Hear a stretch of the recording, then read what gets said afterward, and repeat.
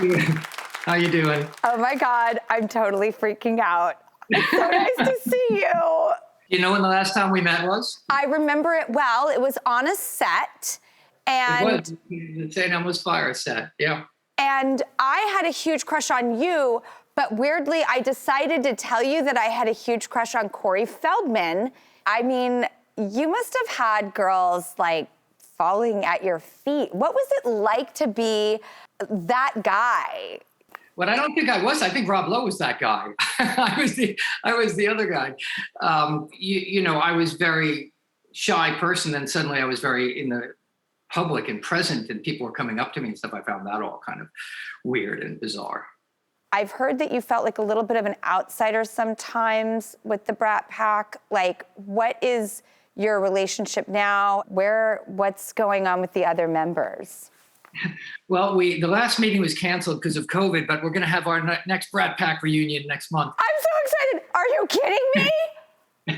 I am kidding you. No, but I was just doing Rob Lowe's podcast last week, and Rob was like, we got to get everybody together, one room, big dinner, lock the doors. And, you know, we do, because it was such an odd, singular time, and it happened to a small group of people, and it so affected our lives so thoroughly. And, you know, you've lived your life in public your whole life.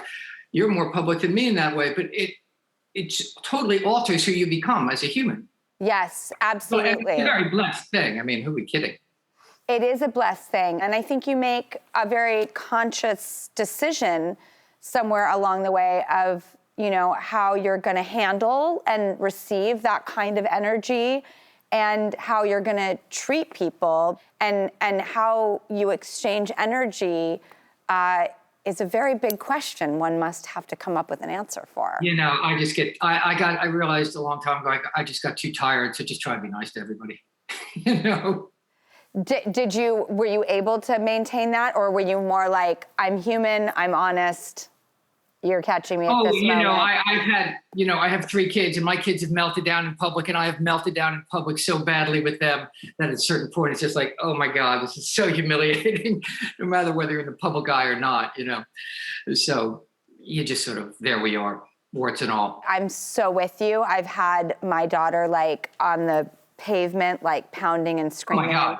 People walking by, I'm looking at you and you're just like. Somebody said, I heard, if your children haven't embarrassed you recently, you're not paying enough attention to your children. So I identify with that.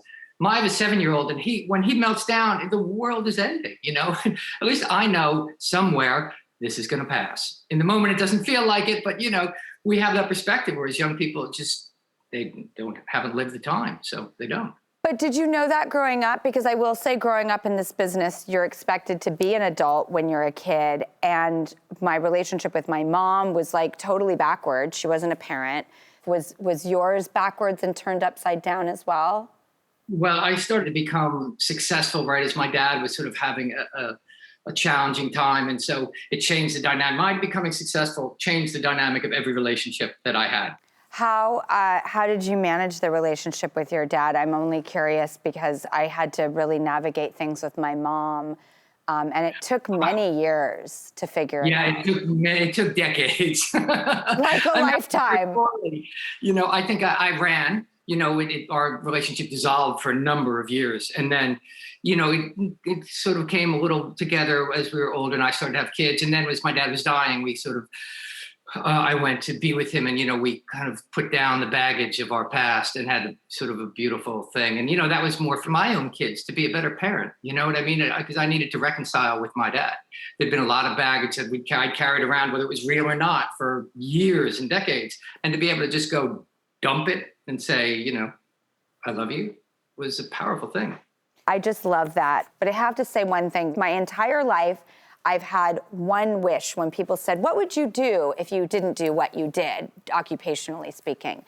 And my entire life, I've had the same answer, and it was to be a travel writer. And you became a travel writer. Yeah, it's the best thing. Yeah, it's absolutely great. I stumbled into that. Traveling changed my life. And so I started writing about it, and it sort of took on a life of its own and became this second career. And it has been an amazing journey for that. And you're right, it does change you.